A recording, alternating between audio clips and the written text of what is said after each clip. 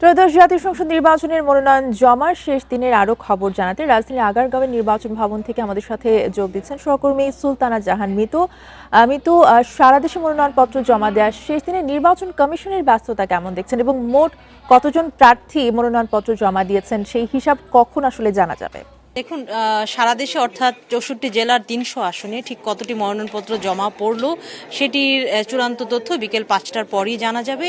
এখন যেহেতু বিষয়টি চলমান আছে, এটি আসলে প্রতি মুহূর্তে পরিবর্তিত হচ্ছে তথ্য, তাই সেই তথ্যের আসলে ঠিক স্থিরতা নেই, তাই সেটি বিকেল 5টার পরে একেবারে চূড়ান্ত তথ্য জানিয়ে দেওয়া হবে এবং সেটি সংগ্রহ করাই ভালো।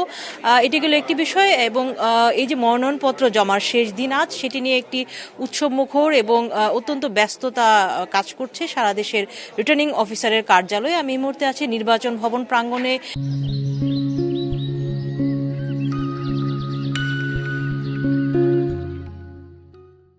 ঢাকার যে আঞ্চলিক নির্বাচন অফিস রয়েছে, অর্থাৎ ঢাকার আরেকটি রিটার্নিং অফিসারের অফিস কার্যালয়, ঢাকা বিভাগীয় কমিশনের কার্যালয়ের পরে যেটি রয়েছে, এবং এই রিটার্নিং অফিসের অধীনে দুইটি আসন রয়েছে, ঢাকা 13 এবং ঢাকা 15। এই দুইটি আসনে একাধিক হেভিওয়েট প্রার্থী রয়েছেন।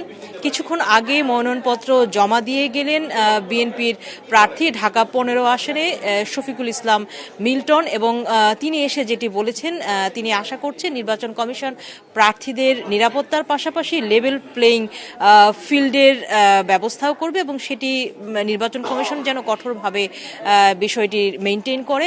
আরেকটি বিষয় এই প্রার্থী বলেছেন যে এই ঢাকা 15 আসনে তার প্রতিদ্বন্দ্বী আছেন জামায়াতের আমির ডাক্তার শফিকুর রহমান, এবং তিনি যেটি বলছেন যে এটি নিয়ে আসলে তিনি কোনো চাপ বোধ করছেন না। একই আসনে দুজন হেভিওয়েট প্রার্থী এবং তিনি আসলে ভোটারদের উপরেই সেই বিবেচনার ভারটি দিয়ে দিয়েছেন যে ভোটাররা যাকে ভালো মনে করবেন তাকেই নির্বাচিত করবেন এই ঢাকা 15 আসনে। এছাড়া একটি বিষয়, এই যে ঢাকা 13 এবং 15 থেকে মোট 32টির মতো মনোনয়নপত্র সংগ্রহ করা হয়েছে, তবে আজ পর্যন্ত জমা পড়েছে এখন পর্যন্ত 5টির মতো মনোনয়নপত্র আমরা দেখলাম জমা পড়েছে। অর্থাৎ যেই পরিমাণ মনোনয়নপত্র সংগ্রহ করা হয়েছে তার তুলনায় মনোনয়নপত্র জমার পরিমাণ বেশ কম হবে বলে ধারণা করছি। তেমনি সারা দেশের পরিসংখ্যানও যদি দেখি, 3000-এর বেশি মনোনয়নপত্র সংগ্রহ করা হয়েছে, কিন্তু জমা হয়েছে তার থেকেও অনেক কম। আজকে অবশ্য দিন শেষে জানা যাবে ঠিক কতটি জমা পড়লো। আজকে দুপুর 1:30 নাগাদ এখানে আসবেন জামায়াতের আমির ডাক্তার শফিকুর রহমান। তিনি ঢাকা 15 আসনে জামায়াতের প্রার্থী, তিনি এখানে মনোনয়নপত্র জমা দিতে আসবেন। এবং সকালে এসেছিলেন বিএনপি প্রার্থী ববি হাজ্জাজ, তিনি ঢাকা 13 আসনে। এছাড়া ইসলামী আন্দোলনের একজন প্রার্থী এসেছিলেন খেলাফত মজলিসের মামুনুল হক, তিনি গতকালই তার মনোনয়নপত্র এখানে জমা দিয়ে গেছেন। এই যে প্রার্থীরা আসছেন, তারা এসে নানা ধরনের কথা গণমাধ্যমে বলছেন। এবং একটি বিষয়, এই যে প্রার্থীর জন্য যে আচরণ বিধি রয়েছে, কিছু নিয়ম নীতি রয়েছে, তারা মনোনয়নপত্র জমা দেওয়ার ক্ষেত্রে তারা শোডাউন বা মিছিল সেসব করতে পারবে না, সেসব আমরা দেখছি যে প্রার্থীরা মেনে চলছেন। এ তো গেল একটি বিষয়। এবং এই যে মনোনয়নপত্র জমা দেওয়া, সেটি নিয়েও আসলে সাধারণ মানুষের কৌতূহল আছে। সেখানে নানা ধরনের নিয়মকানুন মেনে চলতে হয়। জামানতের যে অর্থ 50,000 টাকা, সেটি মনোনয়নপত্রের সাথে জমা দিতে হবে, হলফনামা যুক্ত করতে হবে। এছাড়া আরও যে বিধান আছে সেই বিধান আলোকে তথ্য প্রার্থীকে সন্নিবেশিত করতে হবে এই মনোনয়নপত্রের সাথে। তবে এই যে মনোনয়নপত্র জমার শেষ দিন, এই সময়টি বাড়বে কিনা সেটি নিয়ে কিন্তু এখনো নির্বাচন কমিশন কিছু জানায়নি। তবে একটি ইঙ্গিত তারা দিয়েছে, আজকে এই সময়ের মধ্যে যদি কোনো একাধিক দল যদি এই বিষয়ে দাবি জানায়, তাহলে হয়তো তারা সেটি বিবেচনা করবে, সেটি 1 থেকে 2 দিন বাড়তে পারে। কিন্তু এখনো কিন্তু সেরকম কোনো তথ্য আমাদের কাছে নেই, জানানো হয়নি। মিতু থাকবেন আমাদের সাথে, হাসিব মাহমুদ শাহ আছেন আরো তথ্য জানানোর জন্য সেগুন বাগিচা থেকে, তার কাছ থেকে জানবো আরো কিছু তথ্য। হাসিব, আমরা যেমনটি শুনছিলাম মিতুর কাছ থেকে যে আজকেই মনোনয়নপত্র জমা এবং সংগ্রহের শেষ দিন, ব্যস্ততা কেমন দেখছেন সব মিলিয়ে?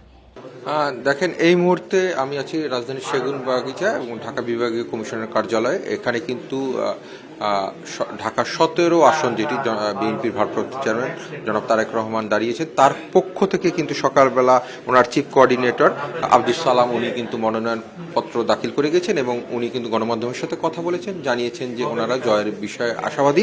পাশাপাশি আমরা জামাতের প্রার্থী ব্যারিস্টার আরমানকে দেখেছি, উনি এসেছিলেন এবং উনি এখানে মনোনয়নপত্র দাখিল করে গিয়েছেন এবং উনি জুলাই যে ঐক্য সেটা বাস্তবায়নের জন্য ওনাকে ভোট দিয়ে জয়যুক্ত করার জন্য ওনার যে এলাকাবাসী আছে তাদেরকে ঢাকার আরেক 12 মোস্তাফিজুর রহমান ইরান লেবার পার্টির চেয়ারম্যান উনি এসেছিলেন এবং উনি যেটি বলেছেন যে সরকার এই পক্ষ থেকে যেটি বলা হয়েছে যে প্রার্থীদের গানম্যান দেওয়া বা এই ধরনের, উনি বলছে তার চেয়ে সরকার যদি যেই থানা থেকে অস্ত্রগুলো লুট হয়েছে সেই অস্ত্রগুলো উদ্ধার এবং দেশবাসীকে যদি একটা নিরাপদ জায়গায় নিয়ে যেতে পারে তাহলে এই ধরনের যে নিরাপত্তা ঝুঁকি সেটি থাকবে না এবং শান্তিপূর্ণভাবে একটি ভোট হবে এবং উনি সেটি দাবি করেছেন সরকারের পক্ষে সবার জন্য একটি সমতাভিত্তিক যাতে সবাই যেন একই সাথে ভোট চাইতে পারে এবং সেই সুষ্ঠু পরিবেশটা থাকে এবং ওসমান হাদির উদ্ধৃতি দিয়ে বলেছেন সেটিকে মাথায় রেখে যেন সরকার সামনের দিনে পরিকল্পনা করে।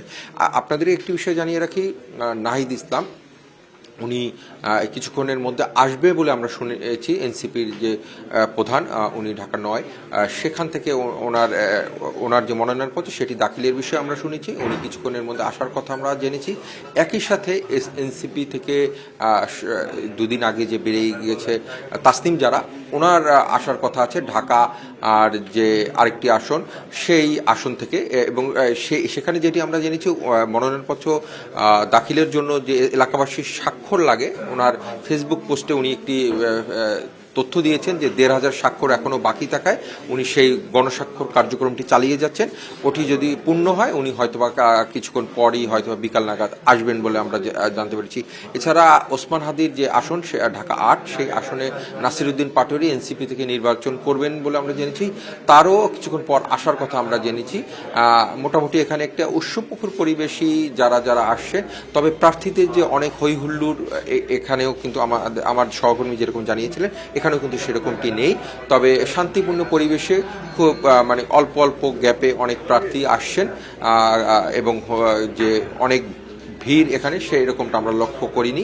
হয়তোবা দিন শেষে আসলে বলা যাবে যে কতগুলো মনোনয়নপত্র জমা পড়েছেন, কারণ এই বিভাগীয় কমিশনের কার্যালয়ে নিচতলা, দোতলা এবং 3তলা ঢাকার প্রায় 13টি আসনের আসলে মনোনয়নপত্র জমা নেওয়া হচ্ছে। সেই আসনগুলোতে আসলে কতগুলো মনোনয়নপত্র দিন শেষে জমা পড়েছে সেটা পরবর্তীতে জানা যাবে। ধন্যবাদ আপনাকে। হাসিম মাহমুদ শাহ জানাচ্ছিলেন সেগুন বাগিচা থেকে।